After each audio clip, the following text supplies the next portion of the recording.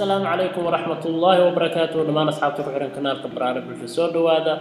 مقال كان وحكو إيجانا هبقى أو كيتسن كرتو إريا عصب هذا استعمالية فلاش كادس كدبنا إريا ذا أصحاب عصر أو برانية waxaan intusi doonaa dhammaan waxyaabaha fududeynaya fahanka barnaamijkan ee fadlan nala dhamayso muuqaalka saaxiibayaal soo dhawaada muuqaalkan waxaan idinku tusi doonaa sida loo isticmaalo waxa loo yaqaan flash cards waxaan isticmaali doonaa Quizlet dabcan waxa uu isticmaali kartaa taleefankaaga adoo kala soo degaya Play Store-ka maadaama taleefanku uu accessible si fudud ah u isticmaali karto oo markasta aad heli karto oo maxaan ku raahdaa uu ka yar isticmaal dhow yahay laptopka marka aniga hadda waxaan ka tusi doonaa laptopka halkan waa website-kooda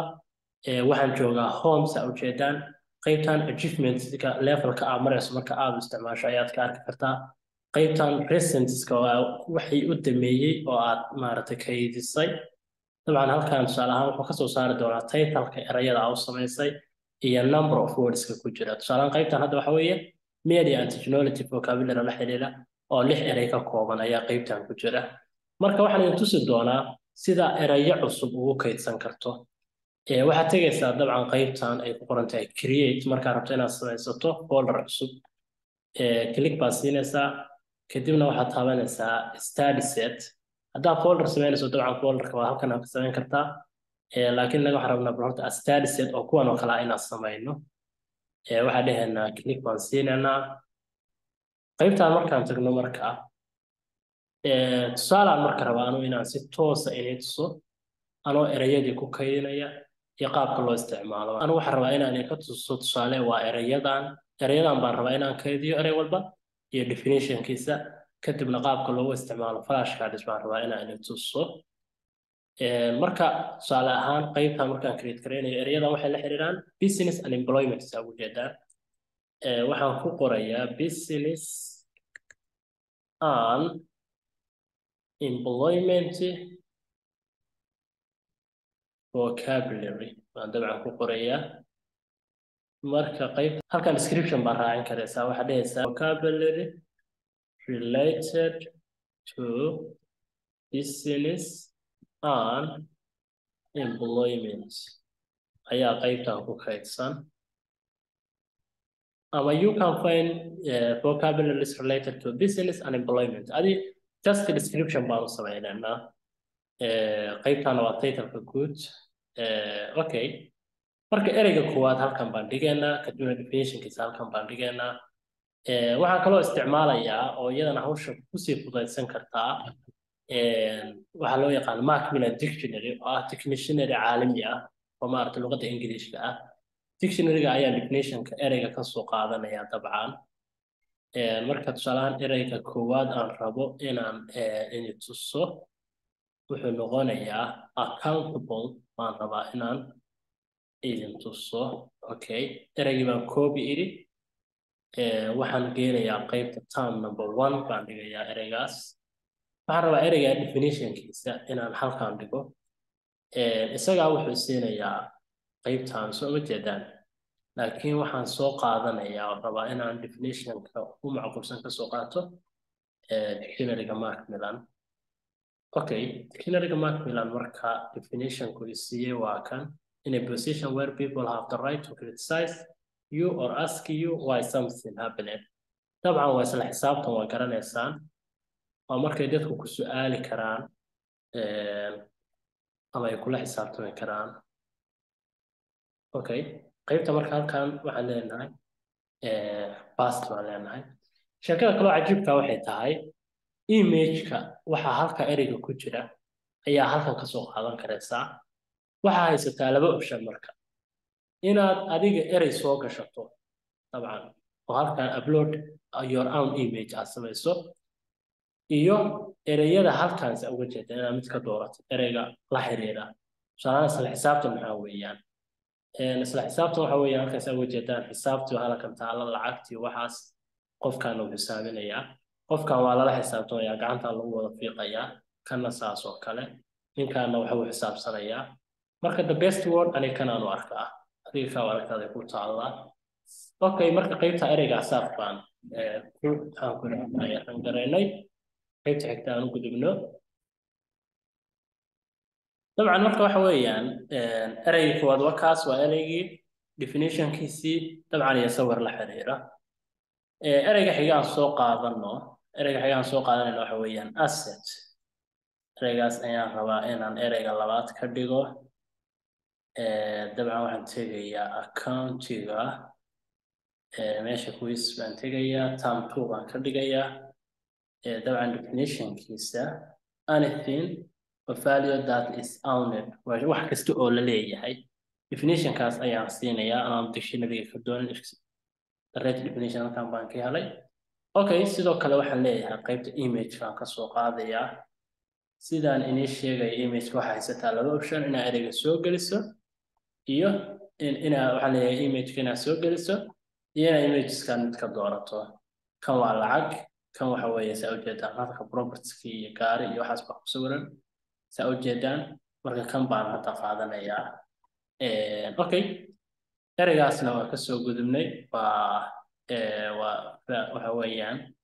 waa ereygii definitionkiisii iyo sawir la xiriira dabcan okay term 3 aan soo qaadano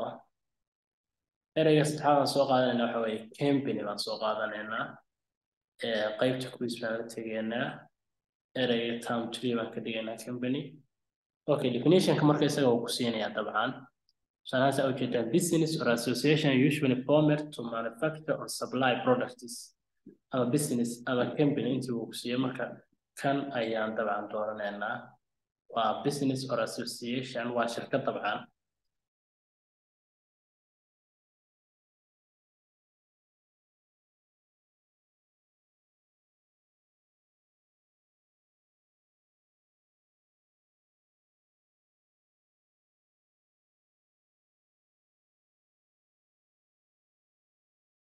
title-ka halkan waa description aan raacinayso ereyada saa ujeedaan ereyga koowaad kan labaad ereyga definitionkiisii sawirka ugu macquulsan qaybta markaad samaynaysid flash card saas baa loo sameeyaa flash cards oo group ahaan u samaynaysid dabcan okay marka aan create dhahno halkan baa ku dhufanaysa markaad create leedahay saving gu leeyahay wuu save garaynayaa dabcan saa ujeedaan wuu noo sameeyey marka flash cardskii wuu sameeyey marka waxaan rabaa inaan tuso halkan waa flash cardskii halkan waa markaad rabto ereyada inaad barato ayaad klik siin doontaa halkan waa test imtixaan laga diyaariyey ereyadii isla ereyadii aad maaragtay samaysatay halkanna waa ereyadii oo isku aadinayso ereygii iyo definitionkiisa isku aadinayso marka qaybta flash cardska ayaynu hadda joognaa qaybtaas aan ugu horeyno qaybtaas saa ujeedaan waxaa layna siinayaa word number 1 toddoba erey baynu qaybinay word number 1 definitionkiisa halkan ku qoran halkan sida lagu leeyahay directionka lagu siinaya wuxuu leeyahay waxayna leeyihiin ereyga waxaa lagu leeyahay click si uu isu rogo oo macnaha macnihii ereyga aad u aragto marka qaybtaas hadda tusaale ahaan click aan siino click baan siinay waxaa noo soo baxaya wordkii haddaan click isla isagii markale siino waxaa noo soo baxaya definitionkii halkana waa sawirkii ereyga oo lahaa inuu inagu dooranay halkan baan kasii soconaynaa hadda waxaan joognaa 1 out of 7 ereygii labaad baynu tagnay waa asset okay definitionkiisii waa ujeeda anything of value that's owned wax kastoo la leeyahay ayaa la yidhaahdaa hanti iyo maxaan ku yidhahdaa iyo imagekiisiina halkan ba uga jeedaan sidoo kale halkan waxaan uga jeedaan company ereyga xiga click markaan siino waxaan arkaynaa definitionkiisii iyo imagekeenu dooranay halkan waxaan uga jeedaan employee okay waa definitionkiisii iyo imagekiisii halkan waxaan uga jeedaan interview waa definitionkii iyo imagekiisii halkan waxaan uga jeedaan opportunity waa definitionkii iyo imagekii waxaan joognaa marka 6 out of 7 okay the last one waa profit ereygii u dhameeyey aan kaydino wuxuu ahaa profit marka profit waxa weeyaan definitionkiisiina waa kan okay iyo imagekaan u dooranay marka qaybtaas flash cardska waxaan rajeynayaa inaad fahamteen halkan ayaa sidoo kale play baa dhigaysa haddaa rabto inay iyaga iswadaan tusaale ahaan aan kaxayno ilaa number 1 aan gelino play baa dhigaysaa markaad play dhahdid dabcan waqti ayuu ku siinaya iyaga ayaa iswadaya saas automatically ayay isku wadayaan marka inaga hadda already waan samaynay aan gudubno qaybta xigta marka oo laaninka ah qaybtan weeye laan baa ku dhufanaysaa marka aragti ereyadii si smarti ah inaad ku baratid saa ujeedaan wuxuu ku siinayaa waxa weeyaan definitionkii ereygii uu rabaa afartan erey inaad ka doonato afarta ereyna waa afar erey u dhow macne ahaan dabcan ereyga waa dooranaysaa asib weeyaan tusaalaan ereygan tusaalaan ereygan oo kale layna weydiiyey isagana maxaa weeye waa company sawirkii uu sidoo kale kuusoo saaraya si fudud ayaa ku garanaysaa marka lagugu xasuusinayo qaybtan oo kale waa balooye ereygan kan oo kale waa interview chance to do something waxaa weeye waa opportunity the financial gain waa profit طبعا okay qaybtan waan dhamaynay dabcan waa round 1 wuxuuna leeyahay round 2 okay round 2 aan round 2 waxa weeyaan definitionkii baa lagu siiyey ereyga adaa qoraya marka hadda halkan tusaale ahaan waa accountable oo kale waa ereyga halkan ku habboon tusaale alif bin value waa asset qaybtan aan qorno iyadana okay ereyga tusaale ahaan halkan oo kale maxaa layna yiri waa qaybtana waa company oo kale isagana marka adaa qoraya ansarkii ereyada si fudud ayaa u baranaysaa adoo lagu su-aalayo halkan oo kale waxa weeye employee dabcan ereyga xiga oo kale kan hadda waa interview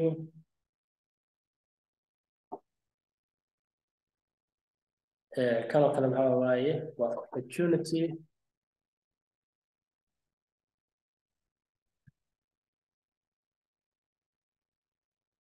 okay kan oo kale maxaa waaye profit waaye okay marka qaybtan waan dhamaynay okay still waxaan usii gudbi karnaa round 3 laakiin number of words ka aan haysano dabcan ayaa intaa ku kooban round 3 haddii erayada aad diyaarisay ay fara badan yihiin oo kale xataa wuxuu ku sameynayaa round 3 laakiin hadda halkan oo kale waxaad soo oran kartaa start again marka qaybta laaninka adoo si smart erayada u baranaya qaabkaas ayuu kuu siinayaa oo aad u samaynaysaa waxaan rabnaa inaan u gudubno qaybta testiga oo sidee baa lagu imtixaamaya erayada isweydiinaysaa dabcan erayadii adiga aad diyaarisay qaabka isugu imtixaami karto tusaalahaan wuxuu ku leeyahay anything of value waxaa la yidhahdaa asset definitionkii iyo wordkii ma isleeyihiin ma run baa mise waa been okay wax kasta oo la leeyahay asset miyaa la yidhahdaa dabcan true weeyaan marka siduu kuwii hadaaye oo kale laaninkii wuxuu kaga duwan yahay laaninkii isla markiiba ansarka lagu siinayay laakiin kan wuxuu kaga duwan yahay dabcan waxa weeyaan laguma siinayo ansarkii ilaa aad dhamayso wuxuu inuu saxan yahay inuu khaldan yahay ma ogaanayso ilaa aad dhamayso hadda waxaa layna leeyahay a business or association usually formed to manufacture or supply products or services for profit okay company oo kale waaye chance to do something opportunity waaye qaybta waxaa layna leeyahay waxaa soo qaad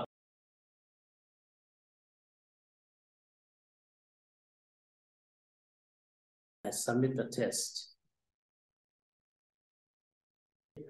siyaabo kala duwan laynoo weydiiyey waxa weeyaan toddobadaas su-aalood waan wada saxnay number of incorrect answersna waa 0 okay marka qaybtaa testigana waxaan jeclahay inaad fahanteen haddaad rabto inaad daawacatid dabcan qaybtan baa kaligsiinaysaa kadibna isagoo pdf ah wuu kuu diyaarinayaa hadda aan fiirino print test aan dhahno halkaas ujeedaan wuxuu ka kooban yahay number of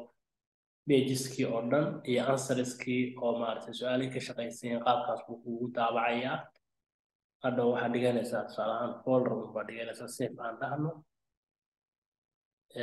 marka qaabka isaga loo save garaystana waa kaas oo testiga baa u save garaysanaysaa erayada adu ah ka shaqaysa ayaa save garaysanaysaa dabcan okay waxaan dhihaynaa isaga waa noo testi wuxuu yahay business and employment already title buu nooga sameeya wuxuu noo dhigayaa desktopka اوكي قيمتاas aan ujeednaa waan kasoo gudbinay testiga isagana halkaas aan saa kaga gudubno mise waxay tahay marginka iyagana aan aragno wuxuu ku leeyahay start the game anaa marginka erayada bilow baa lagu leeyahay okay saa ujeedaa wuxuu na siinayaa definitionadii iyo erayadii waxaa laynoo tirinayaa waqtiga ugu dhow aan kaga shaqayn karno masalan asset baan qaadaynaa waxaan u geynaynaa wordkeeda employee baan qaadaynaa waxaan u geynaynaa ninka odayga boosaysa sita company baan qaadaynaa halkan baan geynaynaa opportunity baan soo qaadaynaa halkan baan geynaynaa interview baan qaadaynaa qoladaas aan geynaynaa control baan qaadaynaa sawirkaan aan geynaynaa okay wuxuu leeyahay wax kaga shaqaysa 27 second 22 baa kaga shaqaysay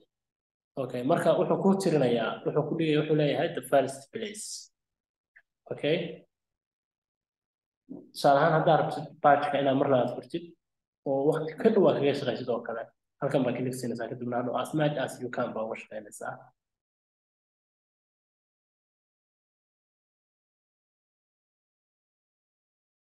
waxaan rabaa qaybtaan inaan intaan kusoo koobo saa ujeedaan waxa weeyaan waxaan kasoo qaadanay business and employment erayada markaad erayadii inaad soo qaadato inaad create dhahdid inaad folder dhigatid kadibna qaabkaas aad u kaydiso marka bal hadda home aan tagno marka hadda ayasaan markii koowaad inay tusay qaybtaan ayaa u dambeysay hadda laakiin yaa kasii dambeeya qaybtaan ayaa kasii dambaysa innaga hadda aan diyaarinay oo aan ku samaynay tusaalaha aan usoo qaadanay 7 eray ayay ka kooban yihiin titlekii waa ujeedaan erayo walbo adkaysana waxay kasoo muuqan doonaan qaybtaan marka erayada hore aad u diyaarisa qaybtaan ayaad ka arki kartaa isla accountkan intaa ka baxdid logout intaa dhahdid dabcan halkan ayaa logout laga yidhaahdaa ayaa waxaa ka geli kartaa mobile applicationkaaga oo mobilkaaga ayaa xataa u samaysan kartaa vocabulary adoo isticmaalaya flashcards marka muuqaalkan waxaan ku aragnay sida loo isticmaalo flashcards adigoo erayadii soo qaadanaya flashcards ku samaysanaya kadibna mar isku imtixaamaya mar baranaya mar isku maajgaraynaya qaabka loo isticmaalana waa aragnay dabcan waa hab casri ah oo aad ku baran karto erayo fara badan adoo marba soo qaadanaya erayo la xiriira field gaar ah tusaale ahaan erayadan hadda soo qaadanay waxay la xiriireen business and employment adiga waxaad jeceshahay ayaa soo qaadan kartaa tusaale ahaan erayada la xiriira technology and media oo kale waxaad jeceshahay adiga erayada la xiriira inaad baratid soo qaado intii eray aa ka haysid internetka geli soo wada qaado kadibna eray walba definitionkiisa raadi habkan ku practice garee